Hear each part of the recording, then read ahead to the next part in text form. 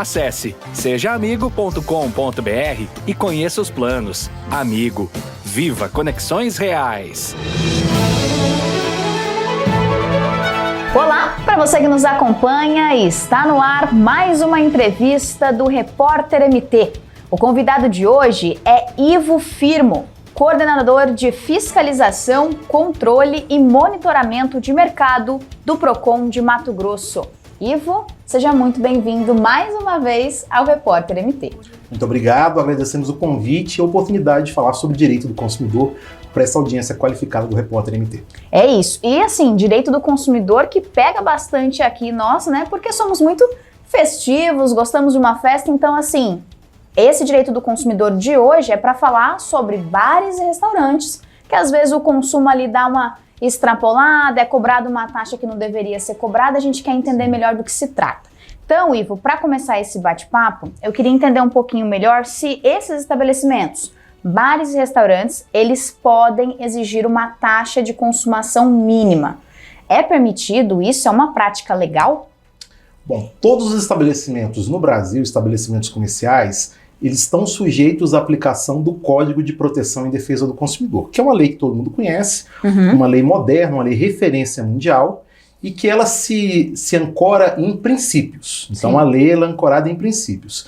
E alguns que a gente pode citar como os mais relevantes são o direito de informação e a liberdade de escolha. Nesse caso dessa prática de consumação mínima, de cobrança de algum tipo de taxa para consumo, é justamente isso que viola, né? Às vezes a informação nem é tão adequada e mesmo sendo, ela impõe ao consumidor um consumo que talvez ele não queira fazer. Então estipularam um valor, olha, você vai entrar aqui no meu estabelecimento, aqui sentar na minha barraquinha, mas você tem que consumir no mínimo R$80, né, à vontade. Isso não pode. Os estabelecimentos podem, em algum momento, né, cobrar algum tipo de ingresso, se tiver algum tipo de atração, né, vai ter toda a legislação que regulamenta isso, se for o caso, mas, por exemplo, você sentar num restaurante e eles falar assim, olha, você tem que consumir, no mínimo, tanto em produto, isso fere o Código de Defesa do Consumidor, o artigo 39, inciso 1, que fala sobre a vedação de impor limites quantitativos para consumo. Nós sabemos que isso acontece no Brasil inteiro. E o que a gente orienta o consumidor nesses casos? Como é um problema que muitas vezes demanda discussão, né? Às vezes é à noite, às vezes houve consumo de álcool, né? Para que aquele consumidor não fique aborrecido, se ele não consegue reverter a situação ali no final da noite, na hora de pagar a conta, que ele pague e exija um documento ali, um cupom fiscal, algum documento que comprove aquele consumo, aquela prática infrativa. Pode tirar fotos, enfim. Ele pode, de todas as formas possíveis, documentar aquilo para evitar aquela discussão se não conseguiu resolver isso de forma amigável, de forma ali dialogada. Ele vai poder registrar uma reclamação no Procon, né, tanto para resolver o problema dele de forma individual, ter um ressarcimento do valor que ele não tenha consumido, quanto também denunciar para a equipe de fiscalização, né, porque aí é uma prática que afeta a coletividade, todos estão ali afetados por aquela prática, né? O que nós vemos no caso concreto é que muitos consumidores, após ter um problema numa casa noturna, num restaurante, ele deixa de reclamar. Ele resolve o problema, né? E os números em geral de violações de direito do consumidor demonstram isso. Né? Os consumidores têm muitas violações, mas poucos registros dessas demandas. Ou porque, por desconhecimento das plataformas que estão hoje colocadas no mercado, por ter passado aquele aborrecimento e não querer mais lidar com aquele problema, às vezes o valor nem é tão significativo para esse consumidor. Então isso acaba tendo um pouco número de reclamações registradas sobre esses casos. Então se você buscar na base de dados dos Procons do Brasil inteiro, você não vai ter grandes registros em relação a esses fatos aí que ocorrem em casas noturnas, restaurantes e similares. E isso me lembra muito, Ivo, quando a gente vai na praia, que tem aquelas barraquinhas, muitas vezes turistas, né, de fora não estão acostumados com esse tipo de cobrança, mas ainda assim tem muitos locais, muitas barraquinhas que ficam ali próximo à praia que fazem a cobrança dessa consumação mínima. Sim, e eles se valem... É uma prática que não é permitida, independente do lugar. A prática é proibida e eles se valem de algumas situações, como, por exemplo, a informação assimétrica, inadequada, truncada, que ela não fica muito clara e é verbal muitas vezes, né? A lei de precificação, existe uma lei no Brasil que regulamenta a parte de informação do Código de Defesa do Consumidor, que é uma lei específica para tratar como os estabelecimentos devem informar os preços de produtos e serviços. Sim. Então, por exemplo, se eu vou numa loja de eletrodomésticos Ele tem que ter o preço da geladeira afixada para que você, quando entra na loja, verifique o preço do produto. Quando eu vou numa loja comprar um veículo, numa concessionária, tem que ter o preço ali, que seja no vidro do carro, num painel ao lado do carro. Da mesma forma, um restaurante, uma barraquinha, ela tem que ter um cardápio, uma tabela, e a legislação diz que na parte de entrada, na porta de entrada, na parte externa. Então, imagine qualquer estabelecimento aqui, qualquer restaurante de Cuiabá. Ele tem que ter, pela lei, um cardápio, uma tabela de preços de tudo que ele cobra, de produtos, dos serviços, cover artístico, enfim, tudo isso, de forma bem ostensiva para que o consumidor, antes de entrar no estabelecimento, ele possa, primeiro, ter informação, que foi um princípio que eu coloquei que ele é muito caro para o Código de Defesa do Consumidor e para a legislação consumirista. Segundo, a liberdade de escolha. Então eu olho o preço, olho os produtos que ele oferta, olho a forma que ele cobra. Eu tenho a opção de entrar ou não naquele estabelecimento. Essa é a dinâmica do Código de Defesa do Consumidor para todos os estabelecimentos. Só que a gente vê que nesse tipo de situação, o consumidor ele é mais vulnerável do que em outras. Porque você imagina, quando você passeia pelo shopping, você consegue passear pelos corredores e vai olhando a vitrine. Você tem condição de escolher, né? Sim. Quando a gente está numa praia, por exemplo, você deu um ótimo exemplo, Sim. a gente é constantemente abordado por vendedores dessas barracas que quase que te puxam para dentro, né? E aquela conversa que muitas vezes até constrange o consumidor, né? Com aquela forma insistente, né? Não deixa muito o consumidor raciocinar, quando ele vê, ele já está sentado ali consumindo com sua família. E quando ele tem a noção de que não é exatamente aquilo que foi combinado, ele fica até com vergonha de sair. Então esse é um problema nesse tipo de segmento. E ele também está no momento de lazer, então automaticamente não vai querer se estressar. Sim, esse é um fato que agrava, né, esse tipo de reclamação. E o consumidor já sai de casa para desestressar, para curtir ali as férias, momentos de lazer. Então é mais ou menos como se já tivesse contabilizado um ou outro aborrecimento. Então ele não vai querer se desgastar por isso. Sim. Infelizmente é nisso que alguns maus estabelecimentos se valem, né? Na questão do consumidor não reclamar, não registrar isso nos órgãos de defesa do consumidor ou mesmo na justiça. Então isso vai se perpetuando no Brasil inteiro, né? Quem passeia numa praia, visita numa praia, com certeza já passou por uma situação similar a essa. É o famoso te vence pelo cansaço. Exatamente. E assim, Ivo, há algum registro de pessoas que não conseguiram fazer aquela consumação mínima e ainda assim foram multados pelo estabelecimento, pelo bar, pelo restaurante, porque não consumiu a quantidade mínima estabelecida, mesmo sendo uma prática proibida? Então, nós não temos estabelecimentos multados, você quer dizer? Isso. Todos os casos onde o PROCON identifica algum tipo de situação de abusividade, nós temos tido como regra notificar os estabelecimentos para corrigir e adequar a legislação. Então isso, em algum tempo atrás, era muito comum os estabelecimentos cometerem esse tipo de irregularidade. Mais recentemente, eles já sabem, já nem praticam, né? Uma outra situação que era muito comum, que aconteceu muito aqui, era o consumidor, quando entrava no estabelecimento, recebia um cartão para ele controlar a sua consumação, né? Vinha ali aquele cartão cheio de quadradinho, quando ele pedia alguma coisa, o estabelecimento marcava ali, geralmente casas noturnas, né? E aí alguém roubava, né? Furtava isso do consumidor, pegava sem ele ver, ou mesmo o consumidor deixava cair isso. E quando ele ia sair do estabelecimento, ele ia acertar a conta, o estabelecimento cobrava uma multa pela perda da comanda, né? Exatamente. Isso era muito famoso, multa pela perda da comanda. Isso aconteceu muito aqui em Cuiabá, aconteceu muito em todo o Brasil. Com as constantes multas que foram aplicadas em estabelecimentos, eles acabaram mudando a prática, né? A própria tecnologia ajudou isso a criar meios alternativos de controle de consumo, né? Você tem estabelecimentos hoje que controlam o consumo com biometria. Sim. Você tem pulseiras. Então são formas alternativas que não obrigam que o próprio consumidor faça o controle da sua consumação. Porque imaginando um ambiente, uma casa noturna, um ambiente escuro, não é incomum alguém com má intenção pegue aquele papel e tire ali e vai utilizar aquela consumação. Então os estabelecimentos foram criando formas de controlar, de repente um produto mais caro pegar o nome do consumidor, né? Já fazem hoje um cadastro na entrada, então são várias as formas para não transferir o ônus dessa cobrança para o consumidor. Então o próprio mercado de consumo foi se adequando para evitar multas, né, processos judiciais, autuações do PROCON, enfim. E aproveitando, Ivo, que a gente falou dessa questão da cobrança em cima da comanda, Ela é uma cobrança permitida realmente, se você, em estabelecimentos que ainda não tem essas outras tecnologias. Ainda assim, perder a comanda pode gerar multa para o pagamento daquele cliente, daquele consumidor? Isso previsto na lei, está regulamentado, está certo? Não, é proibido. É prática abusiva. Aquele estabelecimento que insere no seu documento de controle, na sua comanda, uma multa pro consumidor em caso de perda daquele papel ali, que seja, ele sim, o estabelecimento está sujeito a uma multa, né? É uma prática abusiva. Ele, como eu disse, ele não pode transferir para o consumidor o ônus desse controle do consumo, né? Ele pode criar a possibilidade de comprar ficha, de pagar antecipado o consumo, né? Olha, cada vez que você for comprar alguma coisa, você tem que pagar aqui, né? Pode exigir que compre fichas ali de alguma forma, mas também garantindo para aquele consumidor que na hora de ir embora devolva aquele valor para ele, ressarça aquele valor. Então isso tudo tem que ser feito sem violar o direito do consumidor. O que é importante na legislação? O consumidor ele tem direito de consumir somente aquilo que ele quiser.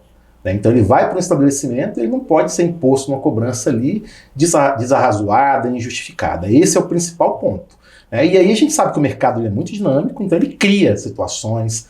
Às vezes a gente está conversando aqui e em algum local surgiu uma forma diferente de cobrar ao consumidor algum tipo de valor abusivo, a gente nem sabe. Por isso a gente entende que o código ele é uma lei muito boa, porque ela é uma lei feita de princípios. Então quando a gente vê ali a boa-fé objetiva, a obrigação daquele empresário agir com a boa-fé objetiva, agir com transparência, e garantir a liberdade de escolha para o consumidor, tudo isso a gente consegue, se ele praticar uma conduta abusiva, a gente consegue autuá-lo. E nesse caso, Ivo, da cobrança da comanda, é uma prática abusiva, né? Automaticamente não é permitido. Se ainda assim o estabelecimento fizer essa cobrança, como que eu devo proceder com relação a isso? Qual que é o próximo passo que eu tenho que fazer? Primeiro, o PROCON ele acredita muito na orientação do consumidor, né? Nós temos um lema que o consumidor orientado tem, em regra, o seu direito assegurado.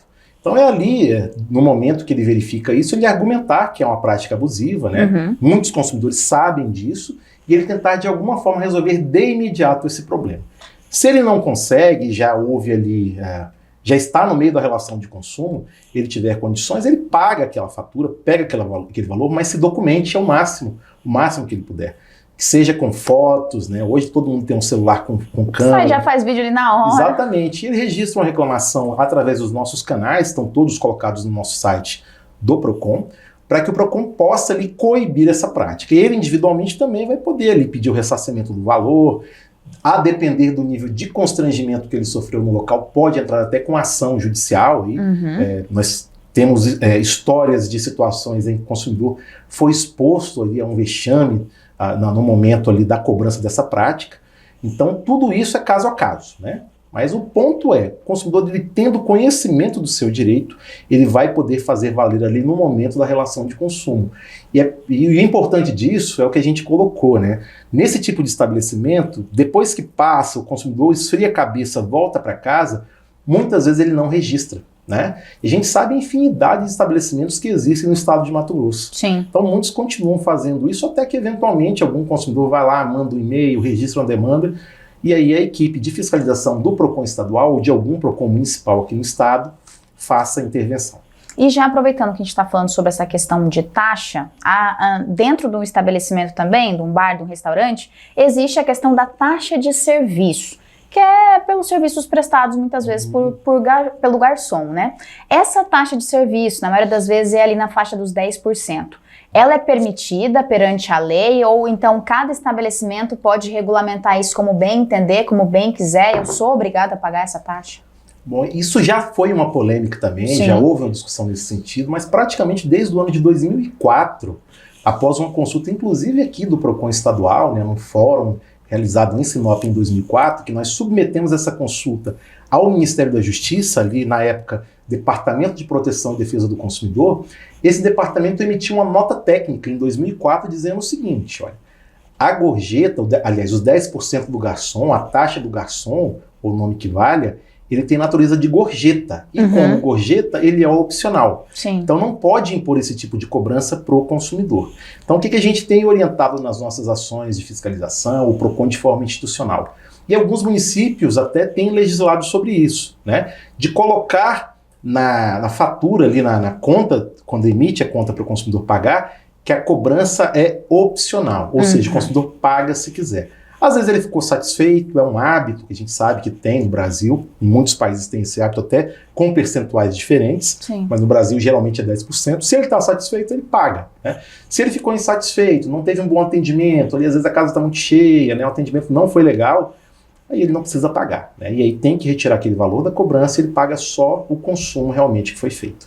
Então isso é transparência. Tem que ter isso informado para o consumidor e assegurar para ele esse direito de pagar esse 10% do garçom como gorjeta. Ele pode pagar 10%, pode dar um pouquinho a mais, aí é uma opção do consumidor. Certo. E assim, e se mesmo assim pode acontecer, né, de o estabelecimento insistir no pagamento daquele valor. O consumidor pode ir até quem? Vai novamente até o PROCON ou lá mesmo ele consegue resolver isso? Como proceder numa situação como essa? É mais uma situação. O que nós orientamos é que o consumidor argumente ali no momento, né, que ele conhece a legislação. Não deixe passar, né? Ele informe ali que é opcional, que ele conhece a legislação, mas se houver uma insistência por parte da empresa, ali, do funcionário da empresa na cobrança, que ele pague para evitar maior dissabor. Peça ali um documento que comprove aquilo detalhado, ele pode tirar foto também, enfim. E ele faça a reclamação nos órgãos de proteção e defesa do consumidor, em alguma unidade do PROCON, porque essa cobrança indevida pode gerar até devolução em dobro daquele valor pago. E aproveitando que você falou de devolução em dobro, ela é estabelecida, isso deve acontecer se for comprovado que foi uma prática abusiva ou se foi algo contrário? O próprio Código de Defesa do Consumidor ele diz que cobranças indevidas geram o dever de devolução em dobro desse valor. Então, no caso do 10% do garçom, se o consumidor informa, ele consegue comprovar, ele não está satisfeito com a cobrança, ele pede para que não seja feita essa cobrança, e ali há uma insistência para que ele pague, é uma cobrança indevida, né? Porque ele não é obrigado a fazer o pagamento dessa taxa de 10%, né? A gente sabe que é um hábito, né? Muitos consumidores pagam isso até com muita satisfação pelo atendimento que recebeu, mas se eventualmente ele entende que não deve pagar, não pode o estabelecimento obrigá-lo, porque não tem lei que obrigue o consumidor a fazer esse pagamento. E aproveitando que a gente está falando dessa questão de cobranças, Ivo, existe alguma regulamentação em que é permitido a cobrança de taxas adicionais de acordo com a forma de pagamento?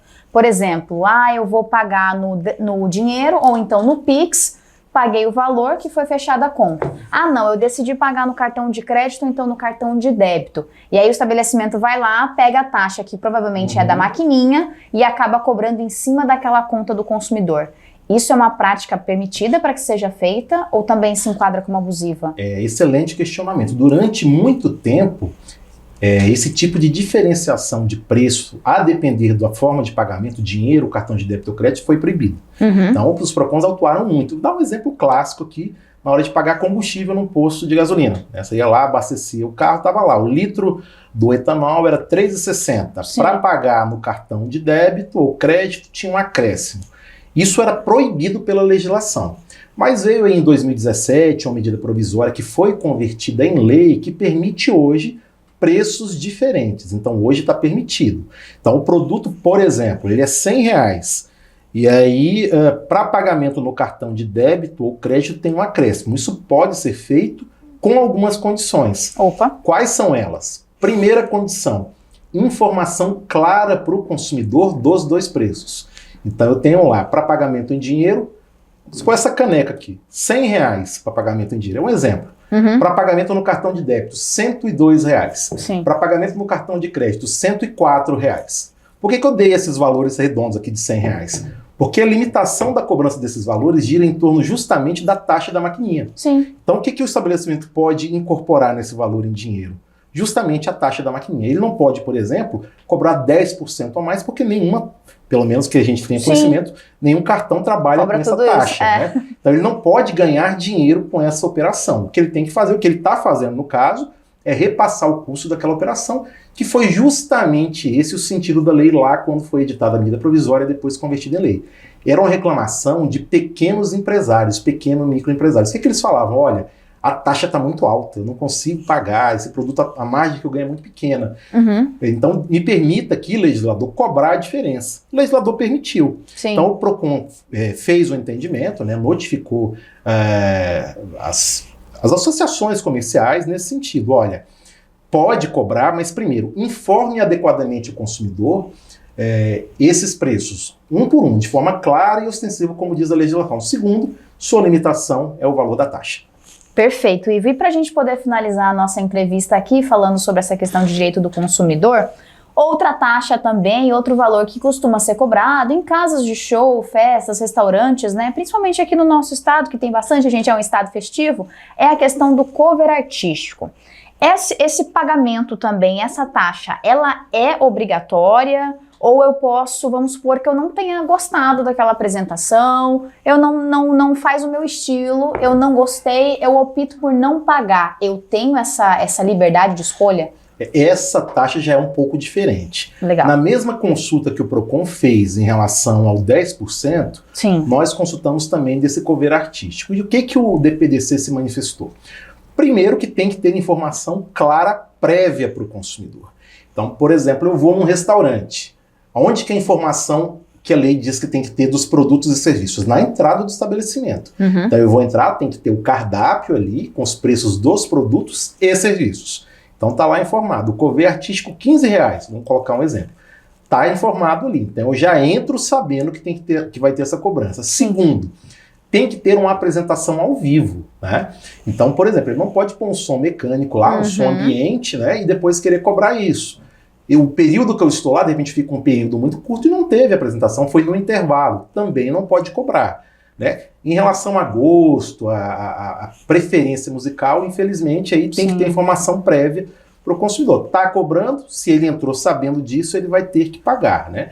E aí vai ter o caso concreto, né? De repente o som está muito longe, ele está num ambiente que não tem acesso ao som, de repente ele está numa área externa e o som ao vivo é na área interna do estabelecimento ou vice-versa. Então são situações concretas, mas se tiver apresentação ao vivo, se ele estiver ali curtindo com seus amigos, sua família, e está informação prévia, nesse caso ele tem que pagar. Eu fiquei curiosa só no último ponto. Se caso, vamos supor que eu cheguei cedo no local e ainda não começou, está programado para ter uma apresentação ao vivo, mas ainda não começou essa apresentação. E eu fui embora antes da apresentação começar. Eu posso, nesse caso específico, me recusar a pagar o valor. Sim. Às vezes até começou, mas foi um período muito curto, né? Você está acertando a conta, ele pediu a conta, começou a tocar, né? Aí é o caso concreto, né? O bom senso e a razoabilidade, né? Sim. A cobrança tem que ser para aquele consumidor que pôde usufruir ali o artista tocando, né? Porque todo mundo gosta, né, de uma música ao vivo, é bacana.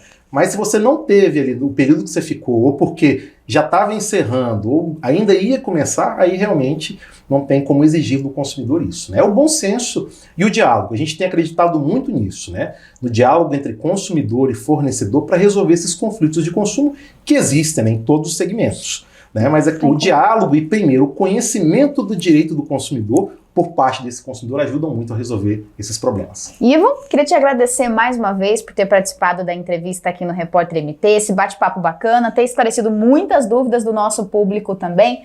Muito obrigado pela sua presença, um prazer tê-lo conosco. Bom, nós agradecemos a oportunidade. Para maiores informações e reclamações, os canais do PROCON estão disponíveis no nosso site, que é o www.procon.mt.gov.br. Muito obrigado. Obrigado, Ivo. E assim chegamos ao fim de mais uma entrevista aqui no Repórter MT. Esses e outros conteúdos você confere no nosso site repórtermt.com.